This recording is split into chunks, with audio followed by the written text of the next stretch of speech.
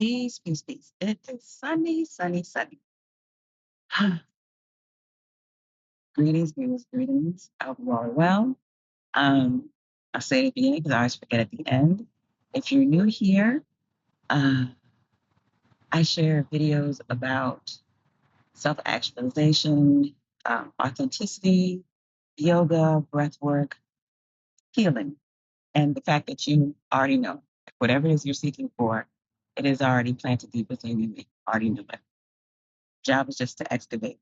So if that resonates, or if you've seen anything else and it resonates, or if you watch today and this resonates, like, share, subscribe, all those good things.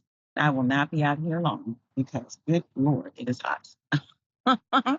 So I'm thinking the last time that I was out in this yard and made a recording um, in yoga clothes on a yoga mat, I was doing a class for children. I was doing a story and stretch class. And I'll post some of those on the channel too.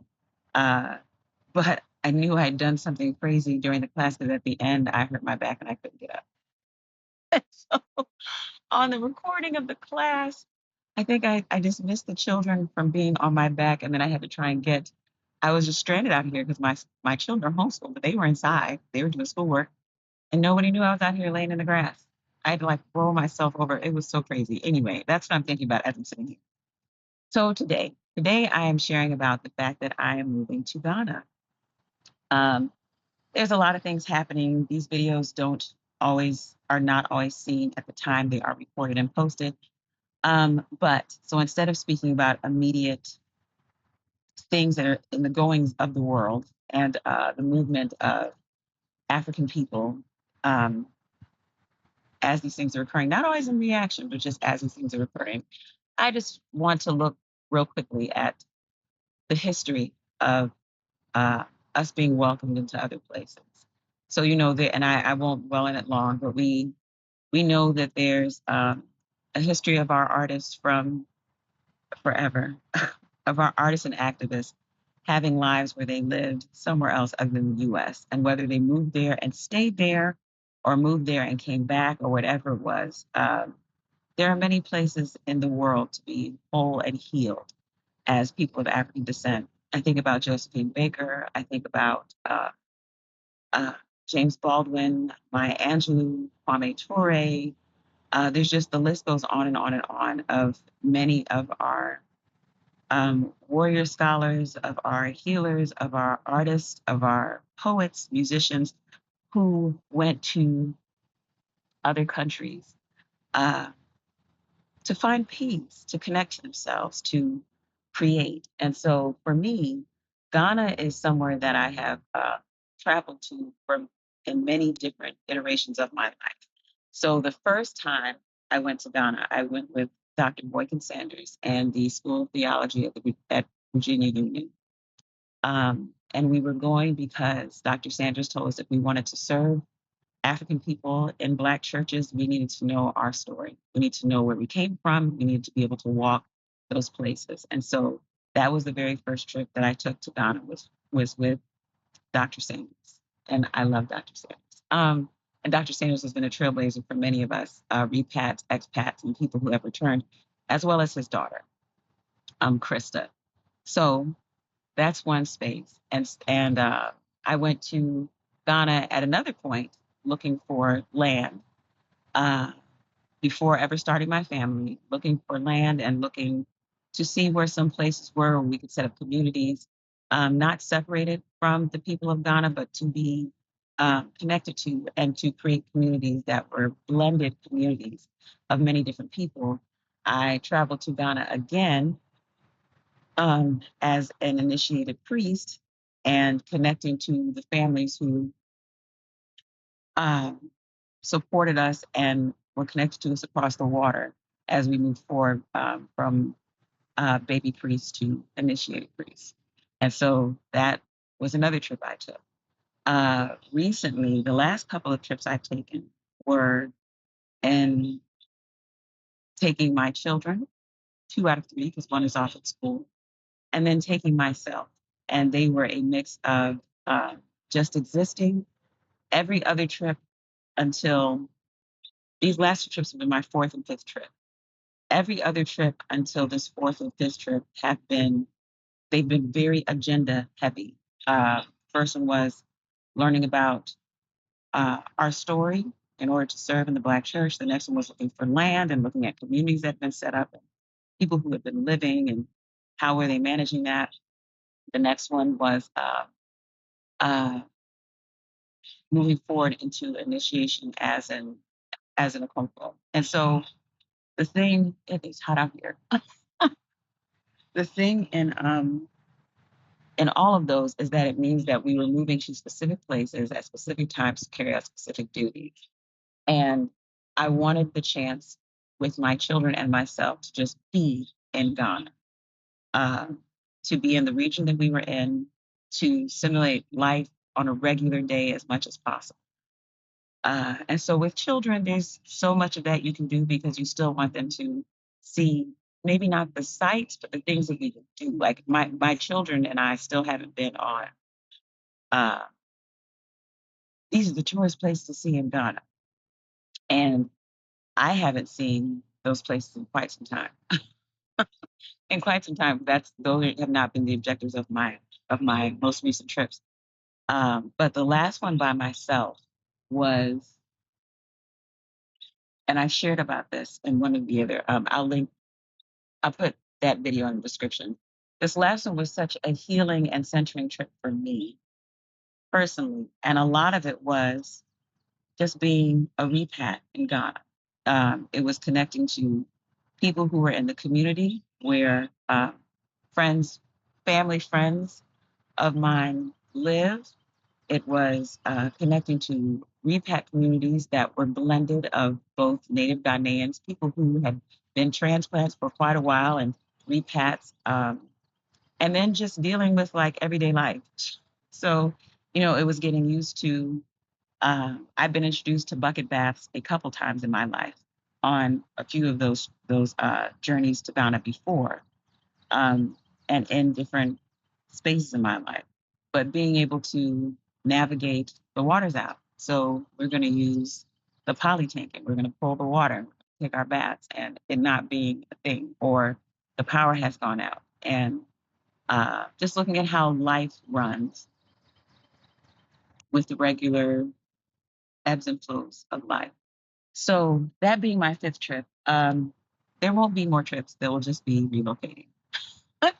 There, and so I want to share about one of the things that holds many of us hostage uh, in moving or relocating to anywhere is our stuff. It's just our stuff. And in the US, I can't speak to any other place because this is where I was born and bred.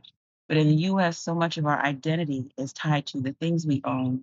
And so much of our value is tied to the things we own, the way our home looks, the things we placed in our home. It's so much that the idea of leaving those things or paring them down is difficult for many of us, and so that is uh, that is my starting point. Not quite my starting point, but that's what I'm going to be sharing in these videos. Is my beginning packing and preparing to send what is necessary to set up home in another place. So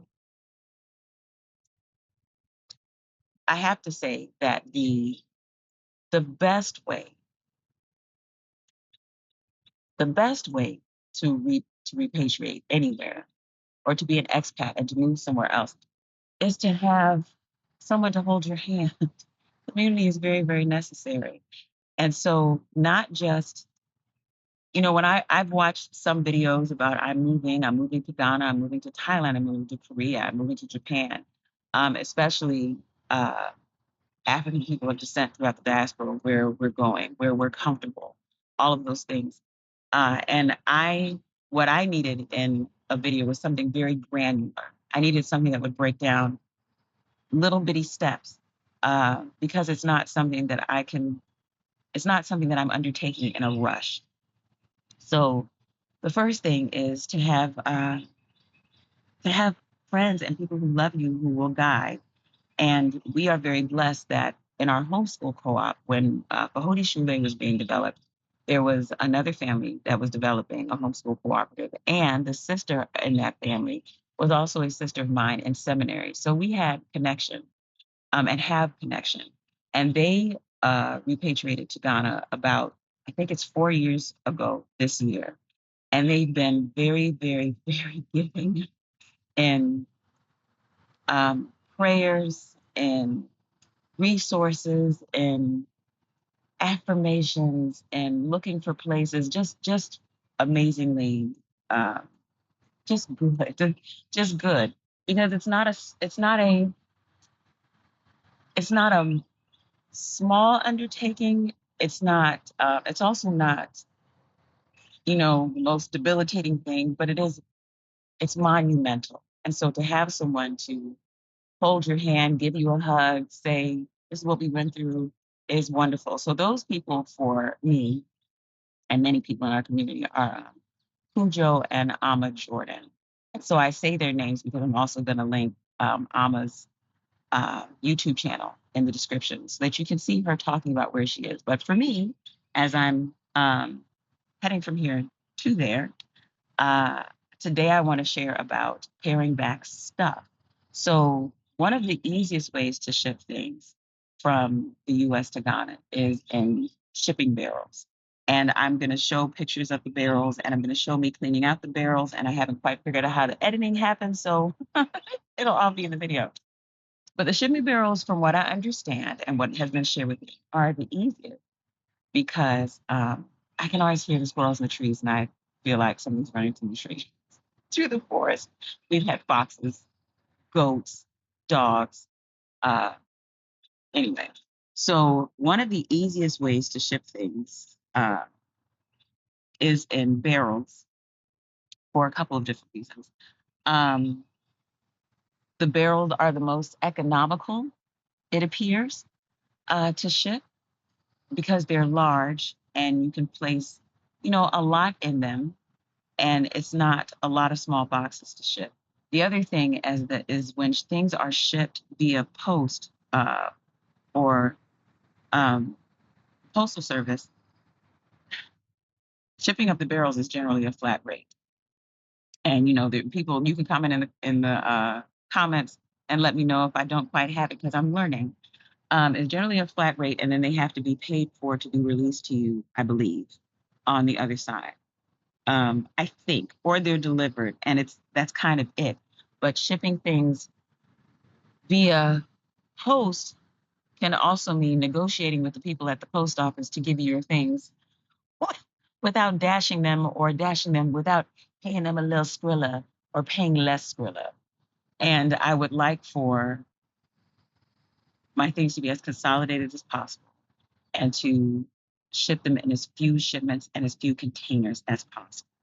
So sharing about come on back here, just don't jump on camera. It's my son. So sharing about the barrels. So there's a few places. The family that moved before us had barrels that they got from a brother who was working somewhere where there were barrels that were necessary where he was. And so he would give them barrels that they would then place their things in.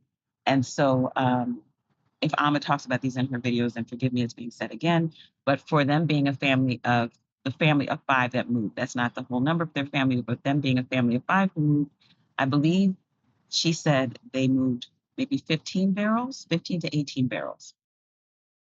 So for me, moving my things, I'm starting with three barrels, and I'm going to pull back. The first thing I'm going to work on are books. I have an abundance of books, an abundance of journals. I said I've been journaling since I was 12 years old. So I 11, maybe 10 years old. And so I have an abundance of those. So paring back on books will be the first thing. And my mama always taught me, don't you ever throw out a book. So we have a lot of books. But making those choices about which books I can take, which books I can give away, which books I can give away in Ghana. The community that I'm connecting to there is a homeschool community. So there are books that my children have finished with that I would like to share with other families.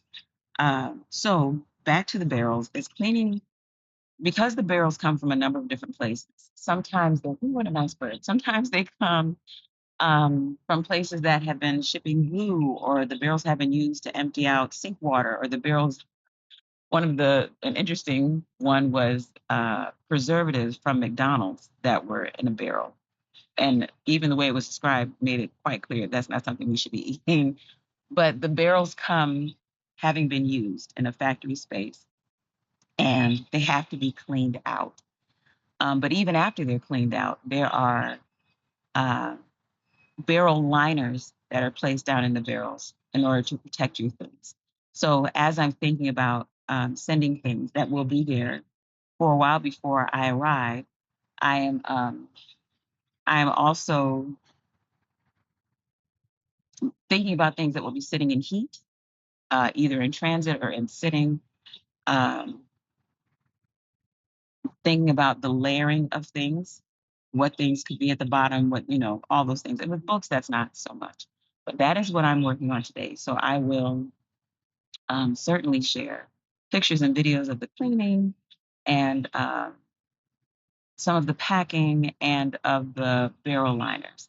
And I shared before that the family that is guiding me had a connection at a job before where they were receiving barrels, but barrels can also be found in other places. You can order barrels from different, I think, like Uline, maybe. You can find them on Facebook Marketplace. You can ask people who are working at places where barrels are, part of their job, about procuring some. And they come in different forms. Like there's big metal barrels. The one that I showed or in the picture is a plastic barrel, a large plastic barrel, and one of them had glue in it, which was very easy to get out, didn't take any work at all. And one of them had what felt like black paint, but it wasn't paint. And I don't think it was ink. I think it was like the residue of someone emptying out a sink or something. So it was kind of gooey and sludgy. And I initially started washing it out with, hey, little bee. I initially started washing it out with dish soap and the water from the hose, but it was fighting me. So I ended up using like the bathroom, like the scrubbing bubbles. I would scrub scrubbing bubbles in there. I spray them inside the barrel, and then I would use soft scrub to scrub it out, and that worked much better. And they didn't come completely clean, but they did get much cleaner. And then I sat them outside to let them air out, because the smell of whatever's being used in them beforehand is very strong. And I would like my things to not, as much as possible, not smell like chemicals or glue or ink or whatever it is. So um, yeah. So overall, just thinking about the fact that we don't need as much as we think we need, uh, and how we identify ourselves in connection to the things that we have. Uh, that it's important to pare down and look at the things that are actually functional and bring you joy in your life. So that's what I'm working on. This is Reverend Okonkwo Mwalimu Yogi, Sister Mama Adi, saying peace, peace, peace, peace, and pare down. All right. Talk to you soon.